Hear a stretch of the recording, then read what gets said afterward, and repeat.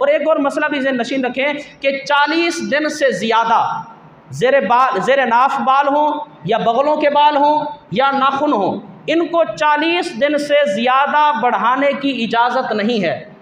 हमारी बच्चियां, हमारी ख़वातीन बढ़ा लेती हैं, एक दूसरे की देखा देखी। उन बेचारियों को मसले का पता नहीं होता। आप जाकर उनको बताएं, अपनी बेटियों को, अपनी बहनों को, अपनी ख़वातीन को जाकर बताएं कि इससे 40 दिन से ज़्यादा नाखून बढ़ाने की शरीयत ने इजाज़त नहीं दी। ये मकरूह तहरीमी है, हराम के दर्जा तक जाती है। तो हमारी ख़वातीन क्या करती हैं कि 6-6 माह तक, 1-1 साल तक वो अपने नाखून बढ़ाती रहती हैं। उन बेचारियों को पता नहीं होता। हज़रत अनस बिन मालिक रज़ियल्लाहु तआला अन्हु इरशाद फरमाते हैं, हुज़ूर नबी करीम अलैहिस्सलातु वस्सलाम ने हमारे लिए आखिरी हद 40 दिन बयान फरमाई है।